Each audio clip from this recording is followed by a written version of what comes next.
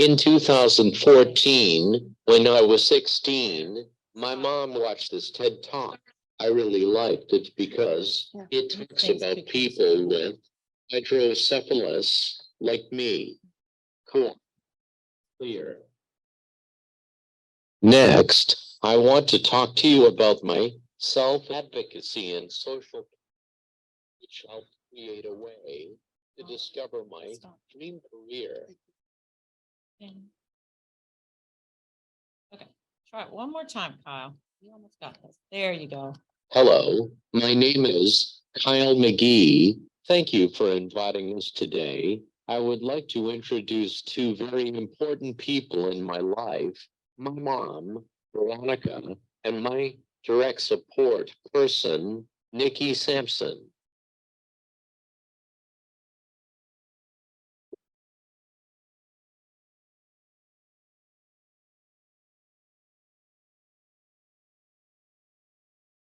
We wanted to start today by sharing our favorite Judy Heumann quote. It's on my mom's shirt.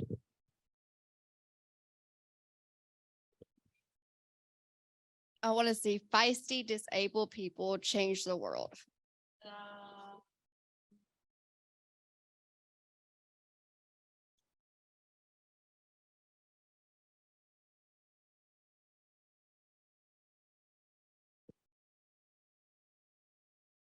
In 2014, when I was 16, my mom watched this TED Talk. I really liked it because it talks about people with hydrocephalus like me.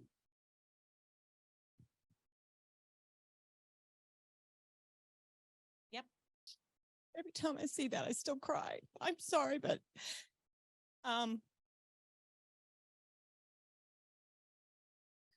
when I watched that when Kyle was 16, it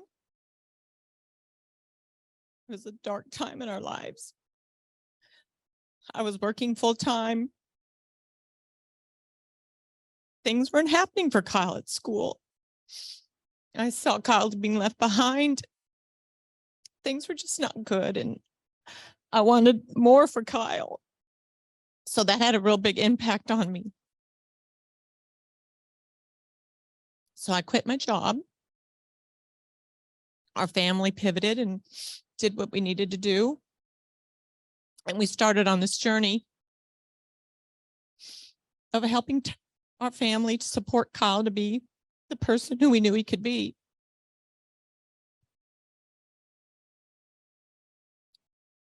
We had a lot of help along the way, and we still do.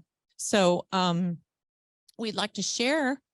Kyle and Nikki would like to tell you a little bit about Kyle's social capital. And I could sit up here all day long and tell you story after story after story, but I'm not as much a part of Kyle's life from a minute to minute, day by day basis anymore. I don't need to be, because Kyle and Nikki and people like Nikki, they can do it on their own. So with that being said, we're going to tell you a few short stories. The first one, if you could bring up the video that shows, no, not the video, the one that says town hall. I think it was a pit, not a photograph, but it just says town hall. It's a slide. It says town hall meeting. Okay, so you can go ahead and Kyle, go ahead and talk about, well, before I talk about that real quick, I'm sorry, wrong one. Tash, the one that says Tash on it. Okay, go ahead, Kyle. You ready?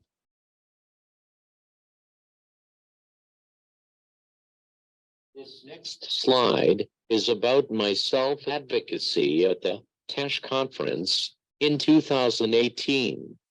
This next slide is about my self-advocacy at the TASH conference in 2018. Okay, you can go back to that one. Yeah, that's only. So Kyle started his self-advocacy, probably his very first big self-advocacy experience, right, Kyle, was when we went to a TASH conference together. And if any of you haven't heard of TASH, you should definitely get involved in it. We have an Alabama TASH organization that Kyle and myself and a few other people helped get a chapter going in our state. So, but you can access it. It's very inexpensive to be a part of TASH. So I'd highly recommend you maybe checking that out. But while Kyle and I were there, Kyle created a quick little video and an awesome talk about his experience of this. He was a teenager at a time, so he was a teen job seeker, and he needed the help of his school, his community, his family, vocational rehab. He had a great employer and he had a Medicaid waiver. So all of these added up to being Kyle's dream career. So.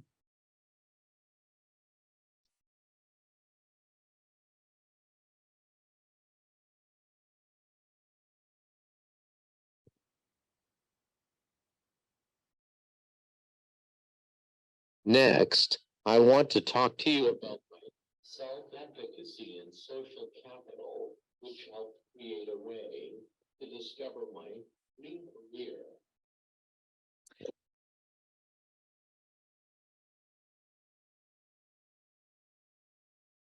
I'm going to talk a little bit about your social capital, which in your world is all your cool friends. You want me to share a little bit about that? Okay. So when I saw that TED Talk, we knew we wanted to build Kyle's social capital pretty quickly. So we thought that the school was a good place for him to build social capital in his school. But would that social capital follow him for the rest of his life? Would that social capital follow him once he exited the school system and all those good things? We know a lot of Kyle's friends from school would end up going to many different places and have many different paths. So Kyle and I worked with our school through his IEP. Basically, his IEP became his Medicaid waiver. That's what I call it. His IEP funded all the things he needed to do to build his social capital. So Kyle, can you go back to that TASH slide? Along with people. So Kyle, his school helped Kyle and I learn to carry out a lot of the things he needed to learn. His communication, being a better communicator with his device, using his power chair, being able to navigate worlds outside of his school. So we went to his local community wellness center, which was 2 minutes from his house. And Kyle loved going there every day to work out. That's where he went to swim. So we used his IEP as the vehicle to fund them supporting Kyle to go there every afternoon.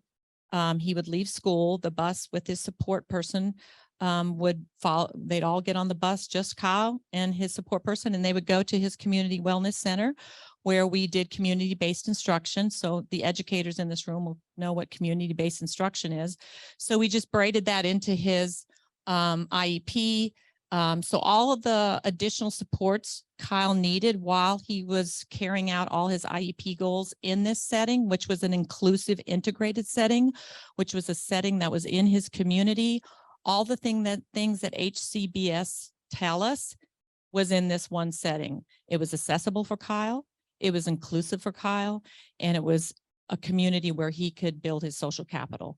People from his church went there, people from his local grocery store went there, people saw their doctors there. I mean, everything was in this community setting called health and wellness. So Kyle, you were 16 and you and Matt started going there, remember? Yeah. So it started out that way, and we continued to do that, and all the way until Kyle aged out of the school system at 21. But we wanted more social capital before Kyle got out of school, and we wanted the school to pay for it. So we needed to hurry up and do some more things because we needed their help with funding. So Kyle, one of the things you probably enjoyed most was your time at Samford University. Did you like going to Turning Points? Yes. You love Turning Points. So, as you all know, some kids with more additional complex support needs don't always have the same opportunities as some other kids with disabilities, and that's just a fact. So Kyle was denied access to the post-secondary program that was in his county. They told Kyle that he needed to stay in his high school. He wasn't ready to go to the post-secondary college that his other friends were going to, and they needed him to stay at the high school. Well, yeah, that was not a good thing, right, Kyle? So all of Kyle's friends were leaving and going to this great college, but, you know, Kyle was told he had to stay back at the high school. Well, social capital works in incredible ways. So Kyle had a person that he knew for many years who he became very close friends with. And she actually was the director of another post-secondary college. And she knew Kyle very well. And because of the fact she knew Kyle so well for the last 4 years and they had a great relationship, she said, we'll take Kyle. So Kyle did his self-advocacy and I helped him, and we did a big presentation and the school funded him to go to a different college. And so that was probably, Kyle, one of your most amazing experiences. And he was there until he was 21, right, Kyle? But he still continued his advocacy in his community and staying at his community wellness job. Actually, it turned into a job. It started out as community-based instruction, then it turned into a job. So long story short, that's where we have vocational rehab stepping in. The employer was 119 Health and Wellness.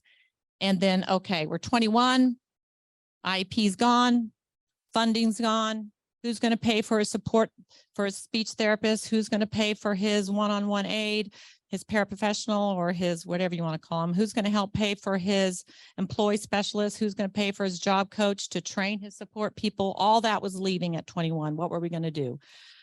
So Kyle then was eligible for the Medicaid waiver. So we got on the waiver.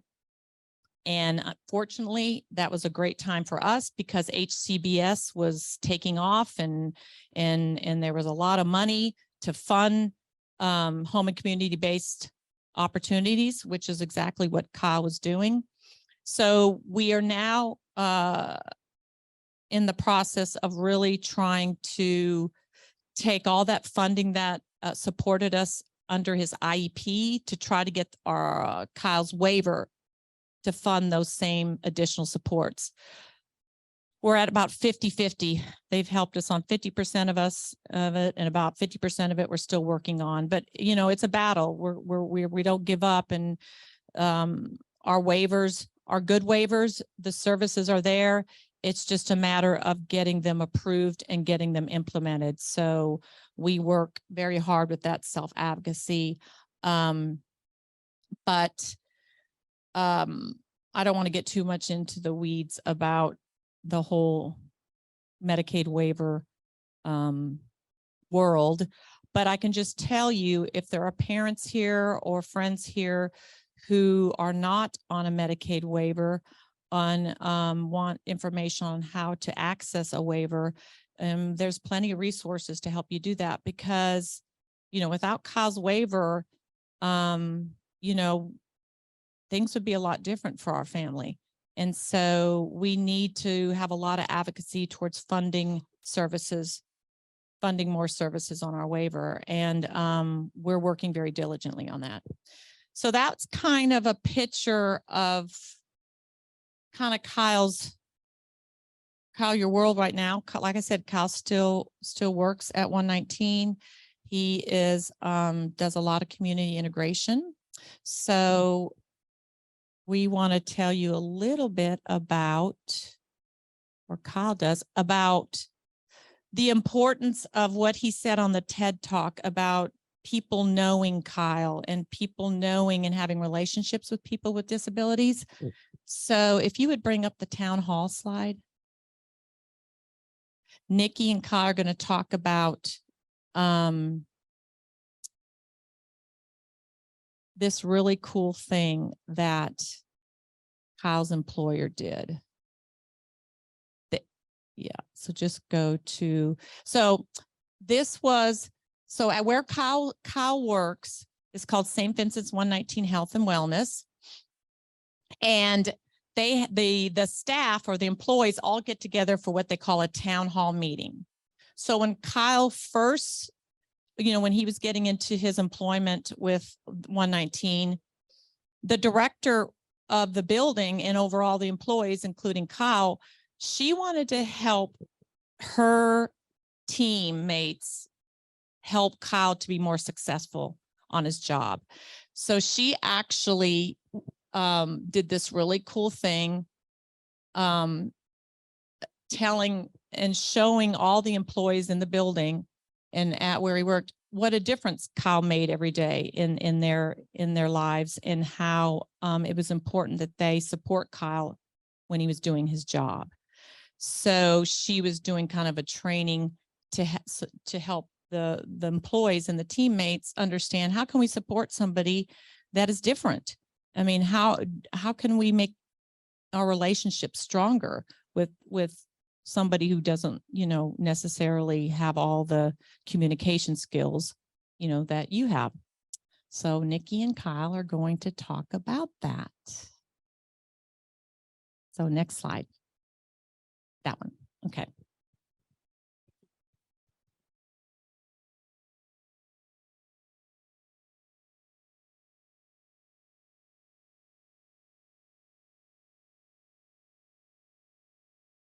Oh yeah, Nikki's talking.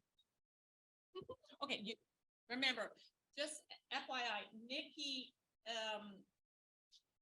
Nikki is shy. Nikki is amazing. I love her very much. They're going to just talk about some examples of how people that Kyle teammates really value. Okay, Kyle, you ready for this? Huh? You ready? Yeah. Okay. So I'm Kyle's support person, which also means that I speak on behalf of Kyle. I am Kyle's voice. So 119. Kyle is trying to use his talker more because of encouragement from you. The one example that I have for that is Ryan, one of Kyle's teammates at work, will encourage him to use his device by coming up to him sometimes and being like, hey, what's my favorite saying? Or can you speak my favorite words? And Kyle will always say,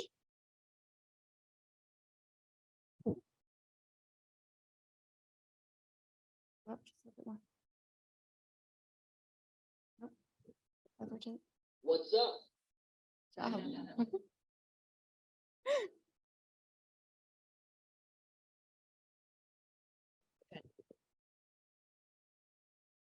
And Kyle will always respond with that, with saying, what's up? Or what do you got going on? Kyle has more focus because you make it more than a simple job task. You recognize that it is important and only Kyle can do his job. At his job on 119, his coworkers in the nursery really recognizes how important his job is by letting him know how much they really needed the supplies that you bring them. Because they cannot leave the nursery and leave the kids since they are all short staffed. So they really depend on you to go get the supplies, don't they? Don't they, Kyle? What are you doing? Yeah. Okay. Kyle is more motivated by your positive attitude. Damien, a personal trainer and instructor, lights up every time that he sees Kyle coming in through the door. And he gives Kyle a fist bump every single time. Their relationship has grown so much that now they work out together. And Kyle completely loves seeing Damien because of his positive attitude. It really does motivate him. And another example is Damien actually always comes up and says this. You look great today. Or he'll just say something that's on his communication device, and Kyle will respond with him on something with his communication device. That's it. Yeah, so those are just or when you have that really creating house or saying, I want you to that really make, you know, they value house so much. They value him as a I just thought that was a cool thing that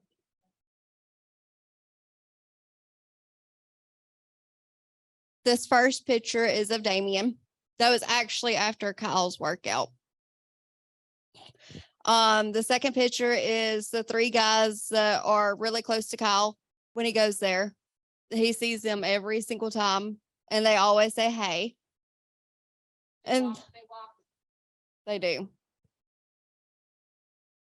And then third picture is of JD, which is one of Kyle's pastors. tell him what you say to him when you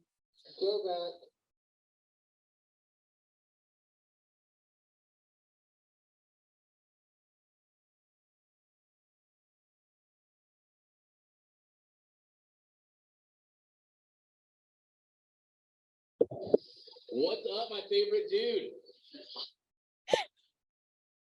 favorite group. Yeah, and this so all So this is Kyle working and he gives out waters to the guys in sports performance who actually train for football.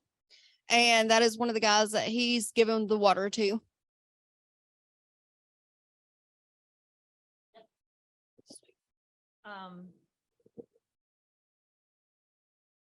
Oh.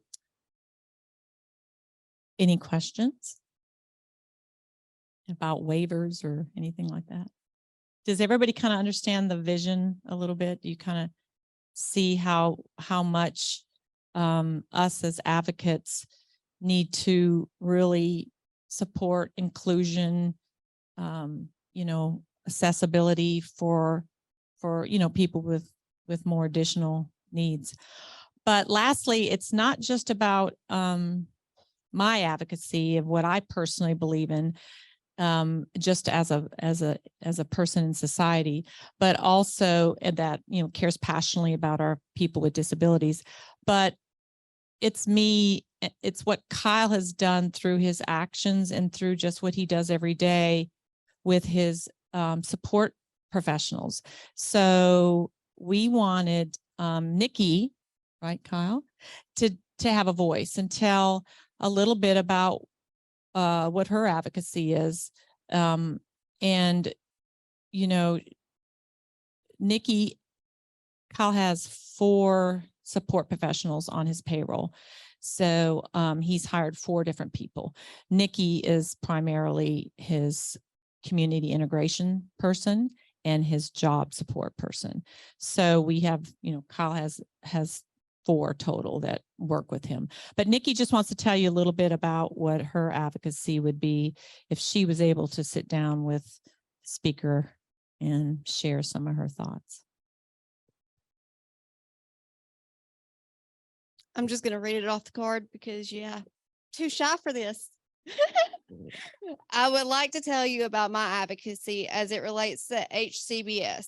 I have been working for Kyle for over a year, but before I worked for Kyle, I worked for an agency where I got paid a much lower wage after a year, along with health insurance benefits and workers' comp. Those are all the things that I got paid for through the agency. I have been working with Kyle, since I have been working for Kyle, my wages increased more than 30%, which is a good thing. But some of the negative things are I don't get health benefits or workers' comp or paid vacations. I'm extremely blessed to have Kyle and his family. I do think of this job as a long-term career.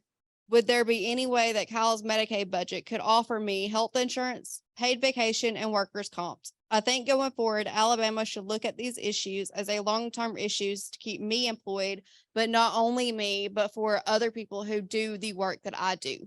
Because this isn't just a job to me. This is a career and it's my life. And Kyle has taught me so much in this year. Like there's so much that you've taught me, dude. And one of them is to get out of my comfort zone. Normally I would not be up here speaking in front of anybody, but Kyle has pushed me past that point because I do have to speak on behalf of Kyle and be his voice when he can't. But I do love him and I love his family and I love the job that I do and the career that I do.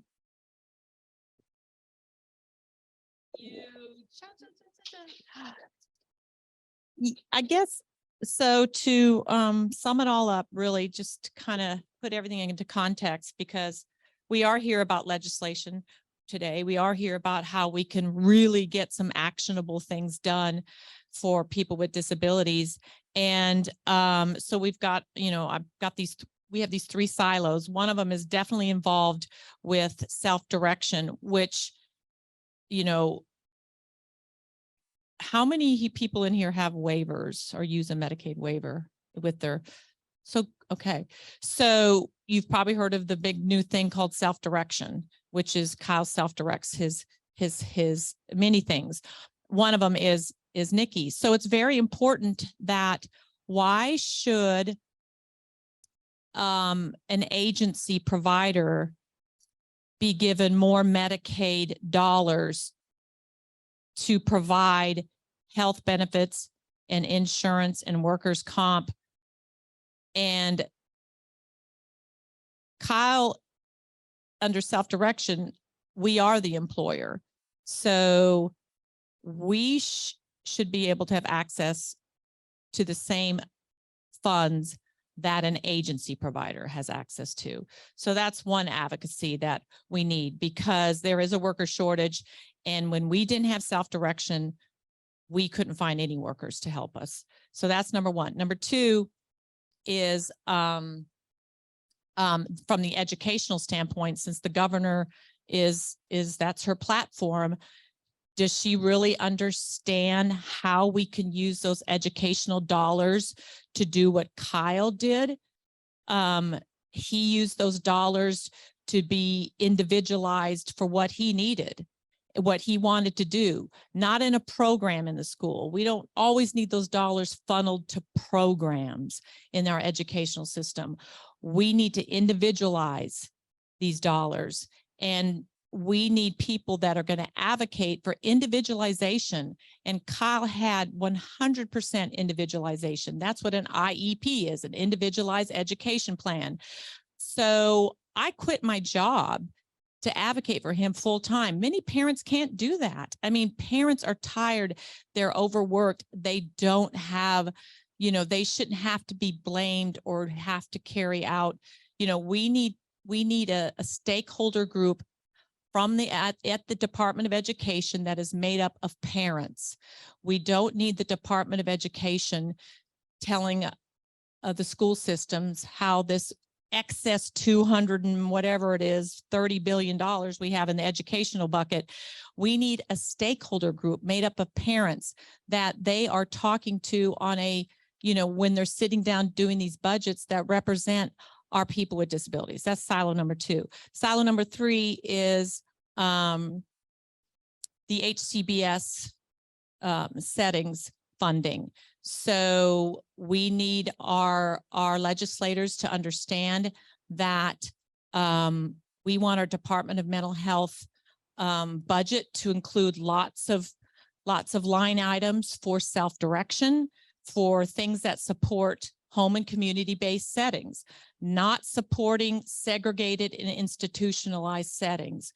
We need to have strong parent advocacy and family advocacy towards supporting community integration like Kyle has, supporting, a whole pathway to help families keep their loved ones out of segregated and institutionalized settings, and help them, give them resources. And again, we need another stakeholder group made up of families that are part of the Department of Mental Health, just as much as the other people who work for the Department of Mental Health. We need our own group of parents whose voices and families are heard as a structured stakeholder group. We are at the table for many of these decisions that are being made with the monies that are, for example, the ARPA thing he talked about.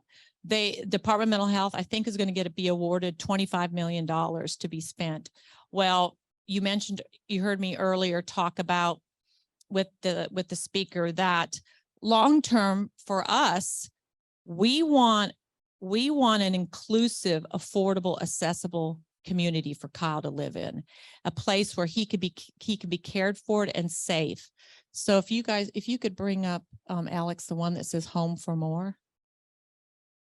So one of our new advocacies for our family and for us is that my husband and I really aggressively started a large campaign to build an affordable, accessible community in our city. So it's called A Home for More Birmingham. And we have some really, really good partners that are working with us. And I will share that with you later. Kyle has some handouts about that on how you can learn more about that.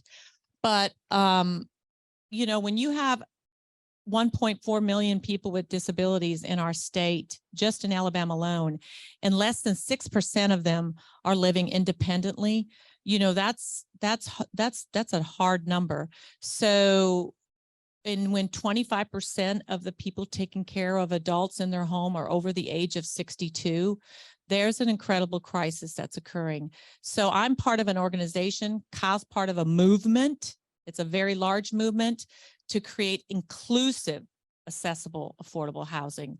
Someone who lives on an SSI check could afford to live in one of our communities. So we don't want to live in isolated areas. We want to live in our communities. And there's many, many models. The one that we are doing, A Home for More, is just one model that we are going to build. But there are a lot of incredible models of inclusive housing, that family-driven models that are being built all over the United States. So we are aggressively pursuing more funding through our legislation with the help of our partner, the Kelsey, who is based out of San Francisco, California. We are replicating what they built, what they're building in California. So we just want to know that if Kyle wants to live in a community that he can access, he can drive his power chair out the door and he can drive it down to a coffee shop. Kyle can have a roommate. Kyle can have tons of social programming going on in his building where he lives. He has access to green spaces. He has access to, you know, all kinds of things. That's the kind of community that Kyle wants to live in. That might not be the community that you want to live in. You might want to live in a home in a more suburban neighborhood. But for our family, we are pursuing this dream and it's happening. And, you know, I would just end today by saying that just don't ever quit and make it happen. And I think Alabama is ready for a lot of change. I think like Mr. Fuller said, we've got a lot of money that's laying around and we have opportunities, so we can hopefully turn it into actionable advocacy. Thank you. What do you want to say, Kyle?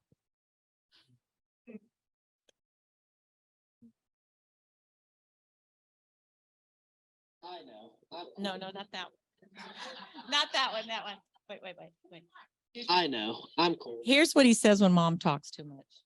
I know. I'm cool. How much longer? How much longer? So that's his key. How much longer? I'm done, Kyle. So we are going to hand out these awesome